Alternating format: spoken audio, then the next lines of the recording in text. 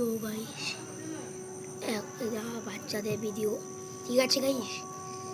তো আগের বাচ্চা কেমন ছিল, তো এখনের বাচ্চা কেমন, আমি সেটা এখানে তুলে ধরবো।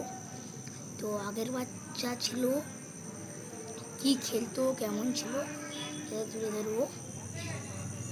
আগের বাচ্চা ছিল কি খেলতো, তিনটি ক্রাম আর অন্যান্য জাতীয় জিনিস খেলতো।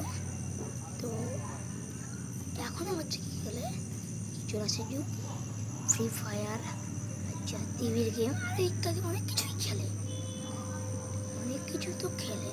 তুমি কি খেলো কমেন্টে জানিয়ে দেবে।